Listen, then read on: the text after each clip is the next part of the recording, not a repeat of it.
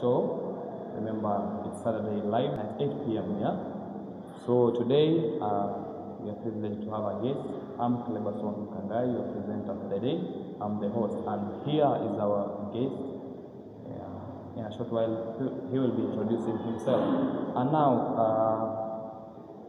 as we had stated earlier, that we'll be bringing you something about our health. Yeah, to know our health better. And now, here we start. This is the first day, and remember, our links are very open. You just click to the link. Make sure you subscribe to our channels, and keep on following for more. Thank you and welcome. Allow me to introduce our guest. He will introduce himself by the name.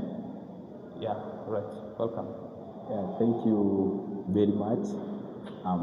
Mate Brand, those are my names. And welcome to our health talk today. And I believe by the end of this session, someone will gain something to help him to be okay. Welcome. Yeah, thank you. Without much ado, I wish us to start from maybe many are asking, why did we choose or to discuss only about health in these matters?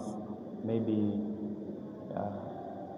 you might tell them the importance of health, then we narrow down to our various headlines of the day. Okay, thank you very much.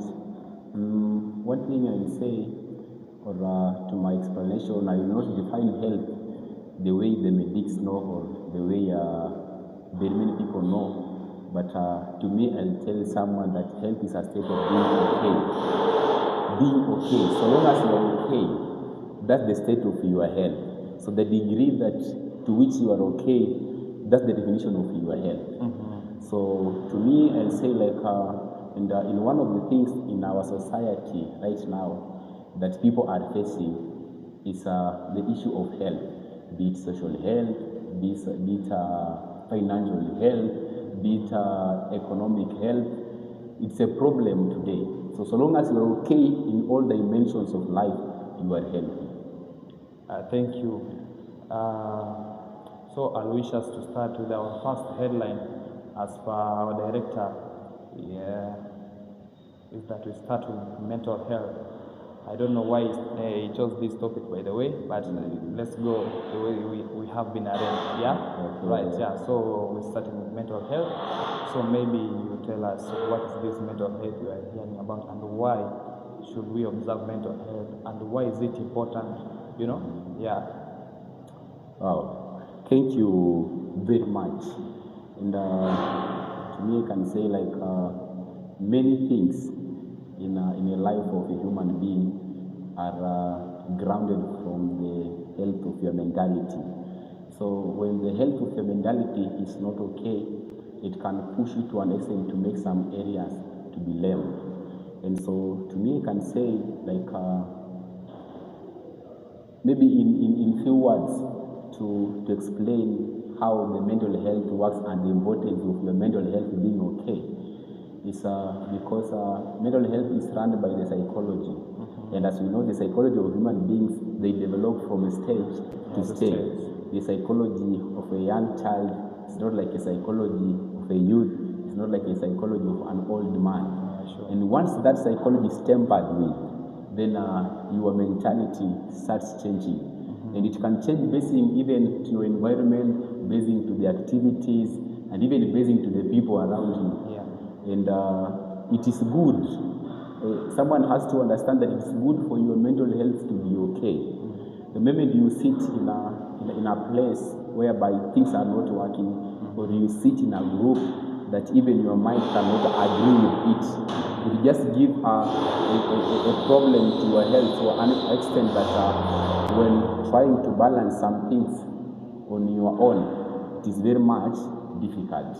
So to me, I can say in this session, to anyone or someone outside there who wants to know or who is struggling with mental health, there are very many things. There are steps to stabilize your mental health, and even there are some things that cause your mental health to be unhealthy, to be very, very much poor. But I think in this session, we'll talk more about the importance, the goodness of you being mentally okay. Yes. Thank you. So, as we are talking about, remember we have a subtopic talking about CBR, and here we find that we are based in our communities. Like this session is based much to our communities, and now here we find that the people from low resource settings, people from low resource settings are much affected by this mental health. What might be the factors behind? Maybe you try to tell us, understand why is it that people from the low resource settings or low socioeconomic status are much affected by this mental health? I like the terminology that you are using, that low economic status. They are one of the things that are in our communities. Our lifestyle are in stages. Our age groups are in stages. Like right now, the dominating stage is Gen Z stage. Yeah, sure. And above Gen Z, we are having millennial. And there's another stage below Gen Z. Alpha generation. Yeah. So when it comes to the stagings, you'll find the personalities of these stages are different. Yeah. Like right now, the Gen Z stage has a very different personality with the Alpha generation. And even the generation of the millennials are very much different. You see, their personality, the way they think and the way they want things to run is very much different. But there's a stage in the life of human being that is called self-actualization. It's one of the highest stages in life whereby you have money, you have food, you have peace, you have everything. Yeah. So long as you can acquire everything without any problem, it is called self-actualization. Yeah. But if you have money but you still don't have a good health, you have not actualized yourself. So to me, I can say like in the low sets of the community, one of the things that may bring such kind of cases, you may find is the level of income or the economic status of the community level, whereby you may find there are some people who are having an ability to get some things. There are people who are even having a problem to get food on the table. There are people who are having a problem with even taking their children to school. There are people who are having a problem with even their housing. Even getting dressed is a problem to them. So one of the things, one of the factors that makes the community to struggle to some things. And I know in this session we will talk about the rehabilitation based on the community level. Now, so in summary, what should we do so as to avoid this mental illness? What should we do? You see, mental illness and mental wellness starts by an individual. So for you to eradicate or to get this illness out of the community, we have to start from a personal level. And for me, like right now, when I ask you, how are you? I'm able to assess you and know my friend here is not okay mentally, it's not okay socially, it's not okay economically. But from the point of my knowledge, for us to eradicate and ensure mental wellness in the community, in the individuals, is to ensure like there's what we call social interaction in the community, and there is what we call a spiritual interaction, and there is what we call economic empowerment. Because from my description, I said the state of the poverty, the state of education, and the state of well-being. So once you understand the source, it is very much easy for you to know how to maneuver around and come up with a remedy that can manage the state of mental illness.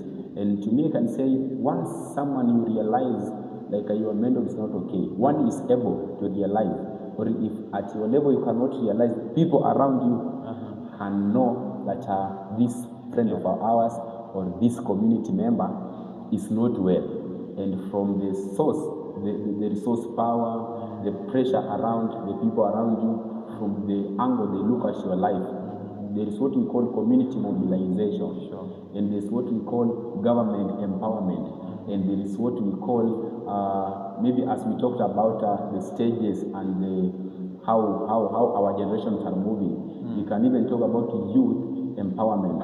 I can use a very good example. Recently, I saw our president trying to empower youth, trying to give the Nyota funds money. It's a grant funds that are not refundable, so that you can start a business, to do something. Perhaps you can start something that can help you get something, sustain you. Because he has realized the problem, the bigger problem in our society right now is economic balancing, whereby people are really struggling to get money, and so he has simplified things to ensure that he brings things to our doorstep. So for us to eradicate and to make sure that we do away with the issue of mental illness and we bring mental wellness is to deal with the sources of the mental illness and ensure that people are okay. Oh, thank you. So you mean we should start with the factors that might necessitate that mental illness? Yeah, sure. Thank you. On the same note, we come to the second slot of, let's say, sexual health. Yeah. What is this sexual health, or what do you understand about sexual health? It's one of the widest topics so far that maybe very few can understand about the topic of sexual health. And when we talk about sexual health, we not only talk about biological state of someone being okay, or maybe biological state of someone's reproduction being okay, but we generally talk about the reprocreation and the ability, the degree to which the procreation can be continued.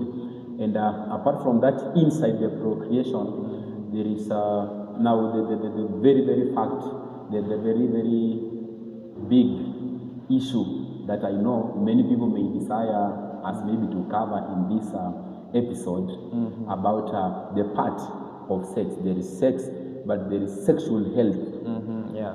There is the side of sex and the sexual health. So when you realize that there is sex and there is a part whereby the sex is supposed to be healthy, we're just talking about now the behavior. Sex is not only maybe an act between a woman and a man. That sexual contact. The body contact of the two different genders. That's not the real definition. But it's something beyond that, whereby one, you have to realize you as an individual, now leave alone the other gender, as an individual, like as a man. How is your sexual life? Now, when you look at yourself, most of the people, when you come to marriages, like relationship, and most when you go to the marriage counseling sessions, or you go to the couples meeting, some of the things that are really being addressed there. But the main thing they do address is about sexual health. Sexual health is an ability for a man or a woman to live healthy with his or her wife. Like you are in a position to communicate well.